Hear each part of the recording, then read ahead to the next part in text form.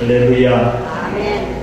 추석 연휴 가운데서도 주일을 지키는 여러분에게 하나님께서 가장 큰 복으로 복 주시기를 축복합니다. 아멘. 하나님은 자기 백성에게 왕 같은 복, 최고의 복을 주려고 하시는 하나님이십니다. 하나님이 태초에 사람을 만드시고 에덴 동산에 두셨습니다. 모든 좋은 것이 다 갖추어진 에덴 동산에 두셨습니다. 사람을 만드시기 전에 모든 만물을 다 만들어 놓고 사람을 만드셨습니다. 하나님 자기의 모든 권한을 위임하는 그런 인간이 되게 하시고 그들에게 복을 주시면서 말씀하시기를 생육하고 번성하여 땅에 충만하라, 땅을 정복하라, 바다의 물고기와 하늘의 새와 땅에 움직이는 모든 생물을 다스리라. 이렇게 하나님은 당신의 모든 권한을 사람에게 위임하면서 이 세상의 모든 만물을 다 누리는 존재로 사람을 만드셨다라고 했습니다. 창세기 12장에서 하나님이 아브라함을 부르실 때도 내가 너로 큰 민족을 이루고 네게 복을 주고 내 이름을 창대케 하리니 너는 복이 될지라. 너를 축복하는 자에게는 내가 축복하고 너를 저주하는 자에게는 내가 저주하리니 땅의 모든 족속이 너로 말미암아 복을 받으리라. 아브라함을 부르시면서 아브라함을 만민에게 복의 권능이 되게 하신다라고 말씀하셨습니다. 사무엘하 7장 9절에 보면은 하나님이 다윗에게 약조를 해주시는 게 있습니다. 일명 다윗의 언약입니다. 하나님께서 다윗에게 약조를 해주시면서 너의 이름을 위대하게 만들어주겠다, 그렇게 말씀하셨습니다. 다윗은 보잘것없는 목동에 불과했습니다. 그런데 하나님이 그의 이름을 온 세상에서 가장 위대한 이름이 되게 하셨습니다. 이렇게 하나님은 자기의 자녀인 우리에게 모든 것을 다 주려 하시고 최고의 복, 왕의 복을 주려 하십니다. 여러분, 부모 가운데 자녀에게 조금이라도 덜 주고 싶어하는 부모가 어디 있겠습니까? 자녀라면은 최대한 모든 것을 다 누리는 그런 자녀가 되기를 바라지 않습니까? 하나님 아버지는 우리보다 더 우리에 대해서 왕의 복, 최고의 복을 주려고 하십니다. 그러므로 여러분은 언제나 나는 하나님 아버지의 자녀이고 하나님은 내게 왕 같은 복을 주려고 하신다는 그 믿음을 가지고 왕 같은 복을 믿고 소망하고 살아가는 그런 여러분이 되기를 축복합니다. 사람이 사는 동안에는 기쁜 일도 있지만 힘든 일도 많이 있습니다. 최고로 좋을 때도 있겠지만 최악의 경우에도 있습니다. 잘 될 때만이 아니라 최악의 경우에도 우리의 영성은 지켜져야 됩니다. 잘 될 때도 우리 영성 지키기가 안 쉽지만은 힘들 때도 영성을 지키기가 쉽지를 않습니다. 힘든 일이 있으면 우리 영성이 흔들어지고 그냥 흔들거리는, 바람에 흔들거리는 나무 가지처럼 그냥 흔들거리기가 쉽습니다. 그런데 우리는 그런 비바람이 부는 가운데서도 우리의 영성은 왕같은 영성, 태풍이 불어도 미동도 하지 않는 그런 영성을 소망해야 됩니다. 구약 성경에 나오는 욥은 건강을 잃고 자녀를 잃고 또 아내가 떠나고 재산을 다 잃는 시련 가운데서도 가장 가깝게 이해해 줄 수 있는 친구들이 오해하는 가운데서도 이런 고백을 합니다. 나의 가는 길을 오직 그가 아시나니 그가 나를 단련하신 후에는 내가 정금같이 나오리라. 이것이 욥의 영성입니다. 태풍 같은 환난, 최악의 상황을 맞이해도 그 영성이 흔들림이 전혀 없었다. 왕의 영성이었다. 라는 겁니다. 성령은 오늘 우리 마음에 감화와 감동을 주십니다. 최악의 상황일 때에도 느낌이 있게 하고 깨닫는 것이 있게 해서 우리 영성을 정금같이 나오게 해주시는 하나님의 영이십니다. 우리는 지난 주일에 왕의 영성으로 왕의 복을 받자라는 말씀을 들었습니다. 왕이 가지는 영성이 아니고 왕 같은 최고의 영성을 가져서 하나님으로부터 왕과 같은 최고의 복을 받자라는 말씀이었습니다. 성경에서 사무엘 하는 다윗에게 있었던 영성, 정말 왕의 영성이라 할 만한 최고의 영성들이 곳곳에 잘 기록되어져 있습니다. 오늘 성경 이 16장에도 이 다윗에게서 볼 수 있는 왕의 영성이 빛이 나고 있습니다.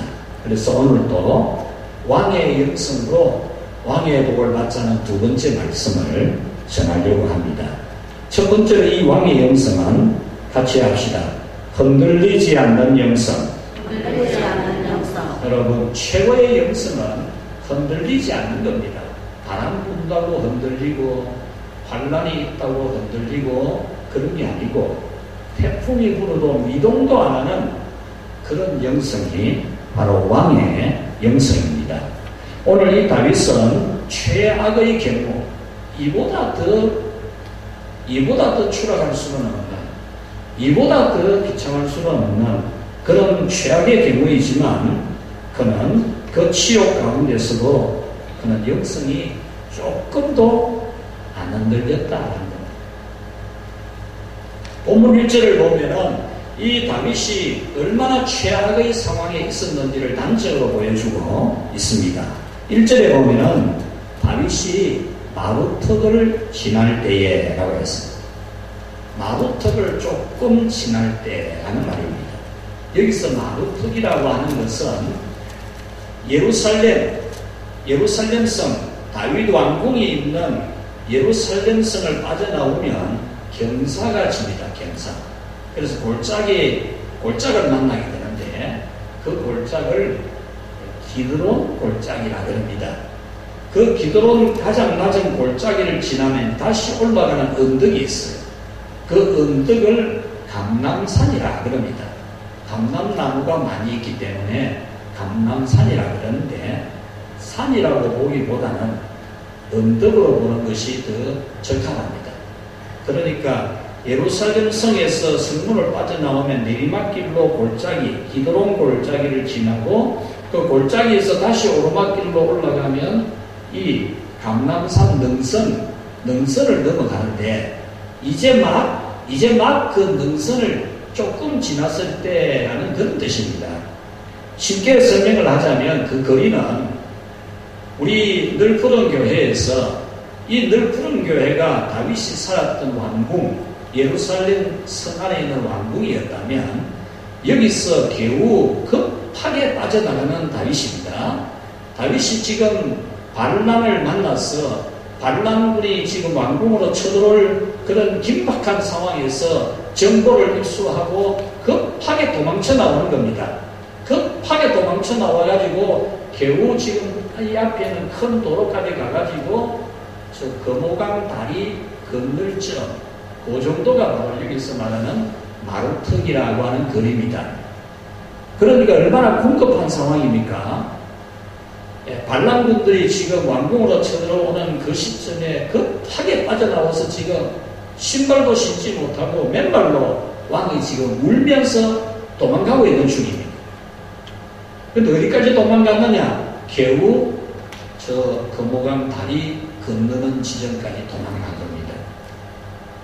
오늘 이 성경에는 이렇게 긴박하게 도망치고 있는 다윗의 상황을 더 하나 설명을 잘해주는 지점도 말해주고 있습니다. 5절에 보면 다윗 왕이 바후림에 이르매라고 했습니다. 이 바후림이라고 하는 곳은 이제 감람산 능선을 넘어서 다시 내리막길로 갑니다. 다시 내리막길로 가면은 저 아래에 요단강이 있습니다. 그 요단강으로 가는 길목이 바울임이라는 곳인데, 이 바울임은 예루살렘 성에서 약 6km 지점에 있습니다. 그러니까 이 다윗이 지금 급하게 맨발로 신하들과 함께 자기를 따르는 군사들과 함께 도망을 급하게 가고 있는데, 지금 우리를 비유하자면 여기서 하양으로 가는 저 다리 건너가지고 저 대구 쪽으로 만야골 쪽으로 도망을 가는데 국군 통합병원 앞에 정도까지 갔다 그 말입니다. 그런 상황을 오늘 이 성경은 지금 말씀해 주고 있습니다. 이 상황은 다윗이 죽느냐 사느냐 문제입니다. 이거 뭐 잘 되고 못 되느냐의 문제가 아니고 사느냐 죽느냐의 문제입니다. 이렇게 신발도 신지 않고 도망가는 왕에게 온갖 욕을 퍼붓는 사람도 있습니다. 오늘 성경 5절에 보면은 사울왕의 부족, 사울왕은 이스라엘의 12지파 중에서 베냐민 지파 출신이지 않습니까? 이 베냐민 부족, 베냐민 문중의 사람이 바로 이 시므이라고 하는 사람입니다. 이 시므이라는 사람이 이 도망가고 있는 다윗을 보고 온갖 욕을 다 해대고 있다는 겁니다. 온갖 욕을. 왕을 향해서 온갖 저주를 다 퍼붓고 있다는 겁니다. 6절에 보면은 다윗 왕과 왕의 신하들을 향해서 돌멩이를 던지면서 저주했다라고 합니다. 여기서 돌멩이를 던지는 행위는 경멸하는 행위입니다. 경멸하는 행위.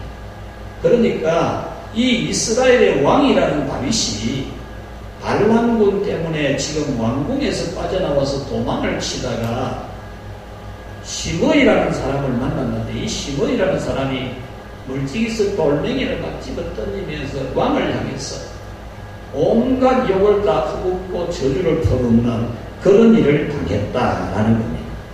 7절은 그 저주 내용이 나옵니다. 피를 흘린 자여, 사악한 자여, 가거라 가거라. 죽은 사울 왕족의 모든 피를 여호와께서 너에게 갚으신 거다. 네가 왕이 되었지만 여호와께서 네 아들에게 그 왕위를 넘겼다. 이런 저주를 퍼부은 겁니다. 쉽게 설명하면 이렇습니다. 네가 사람을 억울하게 죽였기 때문에 네가 그 억울한 죄값을 받는 거다. 그래서 네 자식이 반란을 일으켜서 네가 지금 그렇게 맨발로 도망가고 있는 거다. 이렇게 시므이가 욕을 퍼붓는 겁니다. 여기서 사악한 자여 가거라 가거라 그랬는데, 이 사악하다라는 이 원문의 뜻은 그냥 악하다라는 그런 뜻이 아니고 아무 자기도 쓸모없는 놈아 그런 뜻입니다. 왕을 향해서 아무 자기도 쓸모없는 놈아 이러는 거죠. 그러니까 왕이 한 백성으로부터 아무 쓸모도 없는 놈아 이런 소리를 듣는다는 겁니다. 가거라 가거라라는 이 말은 하나님의 택한 백성들이 받은 이 가나안 땅, 약속의 땅에 너는 살 자격이 없다. 너 같은 인간은 이 땅에 못 산다. 어서 가라. 어서 꺼져라. 이렇게 말하는 거죠. 그러니까 이 다윗은 너무나 큰 수모를 당하고 있는 중인 겁니다.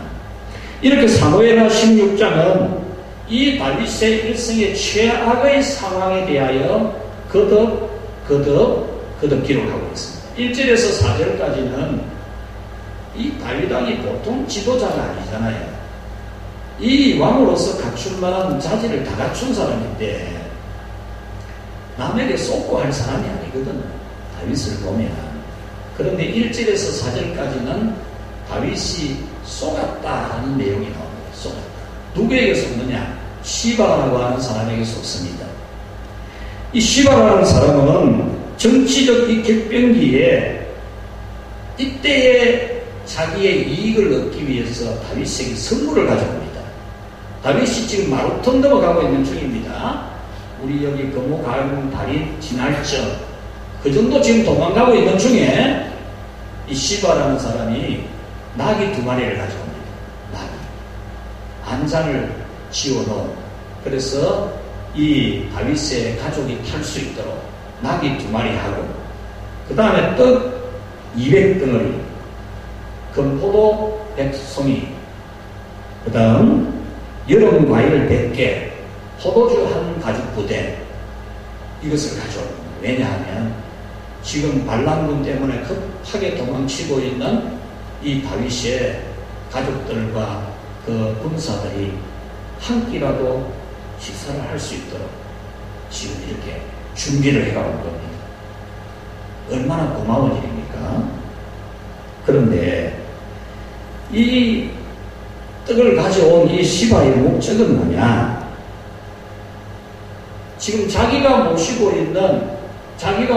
있는 그 머비보셋, 이 사울왕의 손자, 사울 왕가의 재산을 다윗으로부터 다 받아서 살아가고 있는 엄청난 부자의 재산, 머비보셋의 재산을 이때에 자기가 차지하고 싶은 겁니다. 이런 정치적 격변기니까 우리나라에도 여러가지 5.16이라든지 12.12 사태라든지 이런 격변기가 많았지 않습니까? 이럴 때에는 이 머리 굴리는 사람들이 큰 거 차지하려고 하잖아요. 그와 같이 이 시바도 이때에 사울 왕가의 왕족의 재산, 어마어마한 재산을 가지고 있는 머비보셋이 가지고 있는 재산을 자기가 차지하고 싶어서 이 많은 선물을 가지고 다윗을 찾아왔어. 왕이시여, 왕의 가는 길에 이것으로 한 끼 식사가 되었으면 좋겠습니다. 이렇게 하면서 왕이 그렇게도 사랑해주고 돌봐주고 있는 머비보셋이 이 현재 이 정변을 통해서 자기 할아버지가 지녔던 왕의 권위, 왕권을 자기가 가지고 싶어 합니다. 거짓말로 밀고 하는 거예요. 머비보셋은 이 다윗에 대해서 굉장히 고맙게 여기는 사람입니다. 죽은 개 같은 자기를 돌봐주는 다윗에 대해서 너무나 감사하는 사람인데 이 시바가 가서 거짓말을 합니다. 그런데 다윗이 거기에 쏟는 거예요. 너무 급한 상황이다 보니까 여러분, 다윗이 시므이에게 욕도 먹고 저주를 받고 돌멩이 던짐을 받는 이 경멸도 정말 참을 수 없는 기록이지만 다윗이 왕으로서 이런 거짓말에 쏟는 것도 다윗으로서는 부끄럽기 짝이 없는 일이에요. 다윗이 그런 속을 사람이 아닌데 오늘 이 16장은 다윗의 최악의 경우를 기록하면서 제일 먼저 그것부터 기록했어요. 그 다음에 오늘 본문 5절부터 14절까지 이제 이 시므이가 퍼붓는 저주 욕을 기록하고 있고, 그 다음 마지막에 가면은 다윗이 왕궁에 남겨두고 온 왕궁에 두고 온 후궁들을 반란군의 숙에 압살롬이 범하는 내용이 기록되어 있습니다. 그러니까 이 16장은 다윗이 가장 비참한, 다윗의 일생에 이만한 슬픈 일이 없는, 이만한 분노가 일어날 만한 일이 없는 그런 절박한 상황이 있었다라는 것을 기록하고 있습니다. 이런 가운데서 다윗의 군사 아비새가 말합니다. 왕이시여, 내가 저 시므이의 목을 베어겠습니다. 그랬습니다. 왕을 향해서 저런 저주를 퍼붓는 저것을 놔두면 안 됩니다. 내가 저 목을 베어겠습니다. 이렇게 말할 때 이 다윗은 그렇게 하지 말라 그럽니다. 그렇게 하지 말아요. 여러분, 지금 이 다윗이 만만하면 시므이 그거 뭐 하나 배우는 거는 그냥 배웁니다. 그런데 그런 상황에서도 이 다윗의 하나님 앞에서 가지고 있는 마음이 미동도 하지 않는다. 온갖 저주를 퍼붓고 욕설을 하고 그런 가운데서도 그 감정이 격동을 해서 저 죽이라 말한다. 이것이 구원의 형성이다. 예수님께서 온유한 자는 복이 있나니 저희가 땅을 기업으로 차지할 것이미로 했습니다. 여기서 온유한 자가 바로 미동도 하지 않는 마음을 말합니다. 이런 일, 저런 일을 겪고 이런 말, 저런 말을 들어도 미동도 하지 않는 마음, 이것이 온유한 자예요. 이런 사람이 바로 왕의 영성을 가진 사람이고 왕의 복을 받는 사람이라는 말씀입니다. 우리 성도 여러분들이 바로 이런 왕의 영성을 가지고 왕의 복을 받는 여러분 되시기를 축원합니다. 시련 앞에 흔들리기 쉬운 자기 영성을 돌아봅시다. 이 가을에 우리 자신의 영성이 어떤지, 말 한마디만 들어도 마음이 흔들거리는, 마음이 요동치는 그런 내 영성은 아닌지, 어떤 일만 있으면 내 마음이 격동이 되고 내 영성이 흔들리는 그런 내 영성은 아닌지, 우리는 이 가을에 정말 잘 돌아보아서 이 다윗이 그런 환난과 시련 역경 가운데서도 흔들림이 없는 그런 왕의 영성을 가졌듯이 우리 모두 다 그 영성을 하나님께 구하고 그 영성을 소유한 자가 되기를 주님의 이름으로 축원합니다. 두 번째로 이 왕의 영성은 무슨 일이든지 오직 하나님 앞에서만 생각하는 겁니다. 모든 일 가운데서 오직 생각이 차원이 다른 사람들이 일반적으로 생각하는 것과는 본질적으로 차이가 있는 생각을 하는 신본주의적 사고를 가진 영성이었다라는 겁니다. 다윗은 자신에게 닥쳐온 이 최악에서도 오직 하나님만 생각했습니다. 다윗은 자기의 군대 장군 아비새가 왕을 저주하는 저 시므이의 목을 베자라고 했을 때 이 다윗은 내 생각은 너희들 생각하고 차이가 있다 그랬습니다. 지금 아비새만 저 시므이의 목을 베자는 게 아닙니다. 오늘 본문 말씀 10절에 보면은 복수가 나오고 있고, 그 다음에 11절에서는 스루야의 아들들아 라고 했을 때에 지금 현재 이 아비새의 형제들이 다 군대 장군들이거든요. 그리고 다윗의 모든 이 장군들이 다 똑같은 의견이라는 거죠. 다윗의 신하들이 전부 다 저를 죽여야 된다, 이 생각이라는 겁니다. 그런데 다윗은 내 생각은 너희 생각하고 차이가 있다, 이렇게 말합니다. 10절 말씀에 보면은 내가 너희와 무슨 상관이 있느냐, 왕을 향해서 저주 퍼붓는 사람 목을 베지 않는데 다윗 왕의 대답은 동문서답같이 보입니다. 우리 말도 번역된 대로만 읽으면 이게 무슨 말이지? 다윗이 뭐 그런 대답을 하냐? 이렇게 말할 수 있습니다. 내가 너희와 무슨 상관이 있느냐? 여러분 무슨 뜻인지 이해가 됩니까? 근데 이 원문의 뜻은 그런 뜻이 아니고 같이 합시다. 내 생각과 너희 생각은 본질적으로 차이가 있다. 그 말입니다. 내 생각과 너희들 생각은 본질적으로 차이가 있다 그랬습니다. 다윗은 시므이가 자기를 저주하는 것은 하나님께서 시므이로 하여금 다윗 자기에게 저주하라고 하신 것이다, 이렇게 받아들인다.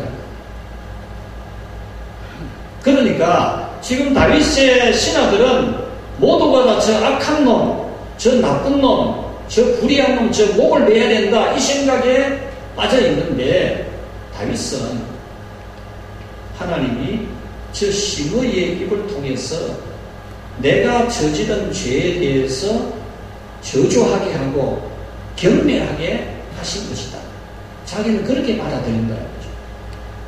여기에서 내 생각과 너의 생각은 차원이 다르다, 그 말입니다. 11절에 보면은 자기 아들이 반란을 일으킨 것도 하나님께서 자기를 징계한 건데 하나님께서 시므이를 통해서 저주하는 것은 얼마든지 있을 수 있는 일이다, 그렇게 말합니다. 자기 아들이 지금 반란을 일으키는데 저 베냐민 지파, 원래 사울 왕족의 그 부족이, 그 사람들이 한을 가지고 다윗에게 욕하고 저주하는 것은 얼마든지 있을 수 있는 일이다. 이런 생각의 차이를 지금 보이고 있는 겁니다. 이것이 바로 최고의 영성입니다.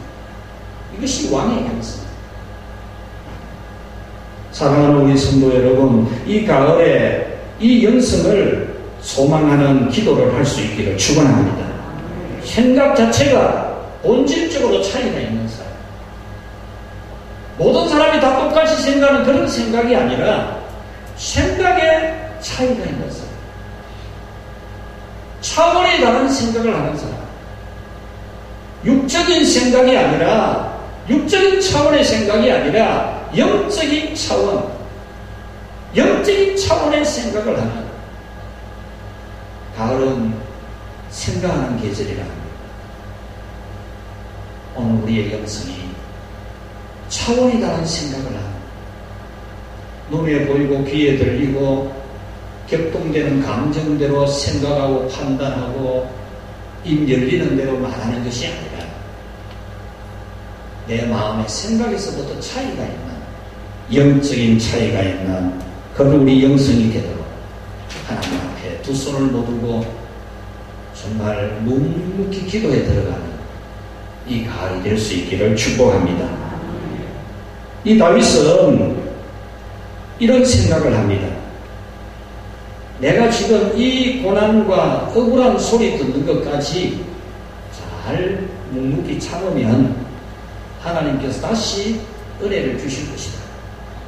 이것을 믿는 영성이 있습니다. 이것이 왕의 영성입니다.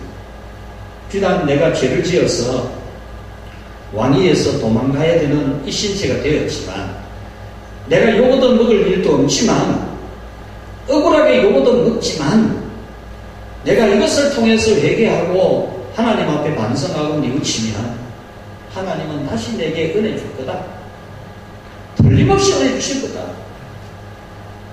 이것을 믿는 믿음을 가지고 있는, 쫓겨가면서 불안해하고 또 뒤쫓아오면 어떻게 될까, 저 반란의 수괴가 나를 죽이면 어떻게 될까, 이런 불안이 뜨는 게 아니고, 내가 지금은 미단 하나님의 징계를 받아서 이렇게 최악의 계물을 지나고 있지만 내가 이것을 잘 참고 견디고 이 가운데 내가 회개하고 돌이키면 하나님이 반드시 나를 다시 복 주실 것이다.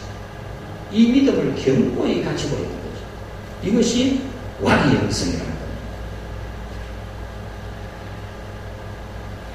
12절 말씀에 보면 혹시 여호와께서 나의 원통함을 감찰하시리니 오늘 그 저주 때문에 여호와께서 선으로 내게 갚아주시리라 그랬습니다.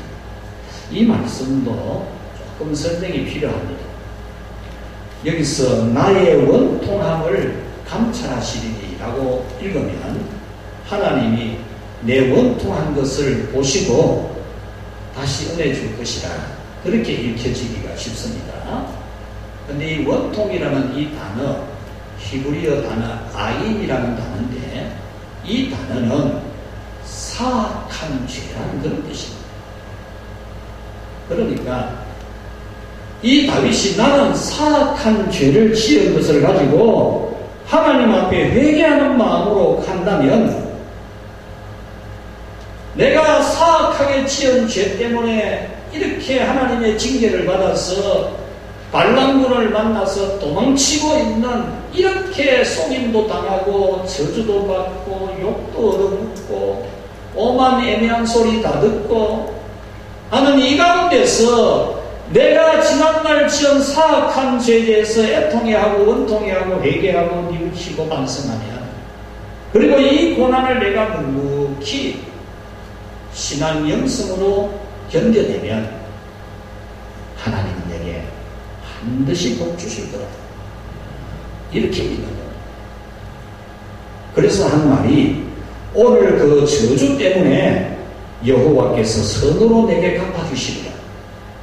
저 심의가 나를 향해 저주하는 저 저주 때문에, 나는 저 저주받을 죄 안 지었는데 지금 시므이는 다윗 자기 보고 사울왕을 죽이고 사울왕의 아들 요나단도 죽이고 또 그 다음에 이제 헤브론에서 다윗이 왕으로 옹립되었을 때 대부분의 이스라엘 땅에 왕으로 있었던 사울왕의 아들 이스보셋의 군대 장군 아브넬이 가만히 보니까 이 이스보셋은 나라 지도자의 자격이 없기 때문에 나라를 통째로 다윗에게 갖다 바치기 위해서 갔거든. 갔는데 이 아브넬 장군이 다윗 만나가지고 다 약속하고 돌아가는 중인데 다윗의 군사 요압이 다윗의 뜻과 반대되는 마음을 가지고 나중에 이 아브넬이 통일 이스라엘이 될 때에 아브넬이 오히려 군대에서 최고 높은 자리에 가지 않겠느냐, 이런 자리 문제 때문에 시기심을 가져. 또 요압 자기의 동생을 죽인 것 때문에 이 아브넬 장군이 대장군이거든요. 전쟁을 너무 잘하는 장군입니다. 그래서 이 아브넬 장군이 도망을 갈 때에 요압의 동생이 뒤쫓아갔습니다. 뒤쫓아올 때에 아브넬 장군을 오지 마라, 너 내한테 오면 죽는다, 오지 마라 하는데도 이 요압 동생이 달려들다가 죽었거든요. 이 원한도 있고, 그래서 이 아비새를 죽여버립니다. 아비새를 죽인 게 아니고 아브넬 장군을 죽인 거죠. 이것 때문에 이 베냐민 지파 사람들은 다윗이 자기 부족을 멸망시켰다, 이런 오해를 하는 겁니다. 오해를. 다윗이 한 거는 절대 아닌데, 다윗이 사울을 안 죽였잖아요. 요나단 안 죽였잖아요. 아브넬 장군 죽인 거 아니거든요. 오히려 다윗은 사울을 죽일 기회가 많아도 절대 안 죽였습니다. 여호와께서 기름 부은 자에게 손대는 것은 죄라고 여기고 절대 손 안 대거든요. 그 다음에 사울과 요나단을 죽은 그 때문에 이 다윗이 통곡을 하고 울면서 금식까지도 했거든요. 그리고 사울과 이 요나단을 장례를 잘 치루어준 그 부족에게 큰 상을 내린 다윗이거든요. 그리고 아브넬 장군을 찔러 죽인 요압에 대해서도 다윗이 저주를 풀었어요. 자기의 신하죠. 자기 오른팔과 같은 요압 장군이지만 하나님 나라는 생각 안 하고 교회는 생각 안 하고 지 이익만 생각하고 지 감정만 내세운 요압에 대해서 다윗이 저주를 풀었다. 그리고 아브넬 장군 장례도 잘 치러주거든요. 그런데 이 시므이는 그런 사정은 아무것도 모르고 다윗 때문에 우리 부족이 망했다 이래 하면서 저주를 퍼붓잖아요. 이런 억울한 일을 당해도 저 목 배자하는데도 그러지 마라 말렸고, 그리고 내가 이 억울한 소리를 듣는 걸 잘 참아내면 하나님 앞에 내 자신의 지난날 죄를 회개하며 지나가면 하나님이 나에게 은혜 줄 거다, 그런 영성을 보였다는 겁니다. 여러분, 이 가을에 여러분들의 영성을 한번 돌아보면 좋겠습니다. 코로나 긴 시간을 보내면서 어딘가 모르게 우리 영성이 하향화되어 가고 있는, 그것이 고착화 되어서 반등의 기회를 못 찾고 있는,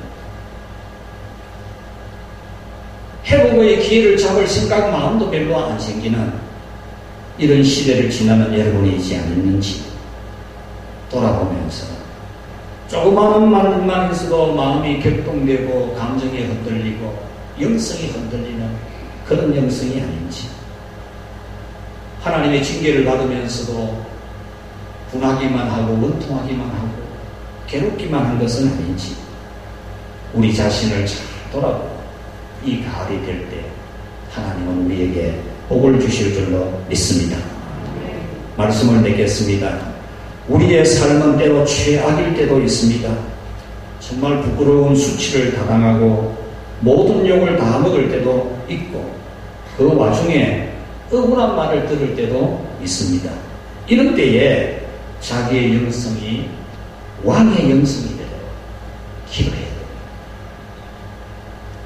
바람 불면 흔들리는 그런 영성이 아니라 태풍이 불어도 미동도 하지 않는 그런 영성을 위해 우리는 부르짖고 간구하고 다시 두 손을 모으고 머리를 조아리고 아버지 앞에 기도하는 그런 우리가 되어야 합니다. 생각 자체가 차원이 다른 육적인 생각으로 살아가는 게 아니고 차원 자체가 영적인 생각의 본질의 차이가 있는 그런 영성이 되고 억울한 말까지도 견디며 참으며 남듯이 은혜 주실 하나님을 믿는 이런 든든한 왕의 영성을 가지도록 기도합시다. 다윗은 이런 저주를 퍼붓는 시므이를 목베개 허락하지 아니하고 자기 회개의 기회로 삼고 하나님 앞에 억울함까지도 참는 그 가운데 그는 다시 왕의 자리로 복귀됩니다. 다시 왕의 자리로 복귀되지 않습니다. 하나님이 왕의 영성을 가진 다윗에게 왕의 복을 다시 주신 겁니다. 히브리서 10장 36절에 너희에게 인내가 필요하면 너희가 하나님의 뜻을 행한 후에 약속하신 것을 받기 위함이라고 했습니다. 빌립보서 4장 13절에 바울 사도는 이렇게 고백합니다. 나는 비천에 처할 줄도 알고 풍부에 처할 줄도 알아. 모든 일고 배부름과 배고픔과 풍부와 궁핍에도 처할 줄 아는 일체의 비결을 배웠습니다. 왕의 영성을 배웠다는 겁니다. 욥기 23장 10절에 나의 가는 길을 오직 그가 하시네. 그가 나를 단련하신 후에는 내가 순금이 되어 나올 것이다. 정금이 되어 나올 것이다 라고 했습니다. 이것이 바로 왕의 영성입니다. 우리는 세상 탓하고 세상 원망하는 그런 차원이 다른 그런 삶이 아니라 진정 태풍이 불어도 우리 감정이 격동되지 않는 우리 영성이 든든히 써있는 왕의 영성이 되도록 기도합시다. 쾌적한 공기가 너무 좁은 가을입니다. 연걸어가는 열매들의 굵기가 부쩍 커가고 있는 것을 느낍니다. 하루하루 크기가 달라지는 것 같습니다. 무더운 여름과 긴 장마와 태풍이 지나가는 시간에 그 과일들은 더 맛을 내기 위해서 더 맛을 내어가고 있었고 태풍 가운데서 더 영들어져 가고 있었고 그 뜨거운 여름 때문에 더 굵어지고 있습니다. 인간은 지혜를 가진 인격체여서 계절과 자연을 보면서도 마음의 옷깃을 여미고 있습니다. 특히 성령으로 삼위 하나님과 일체가 된 우리 성도들은 성령의 감화를 받으면서 느끼고 깨닫고 다짐하고 결심하며 영성을 따듬습니다.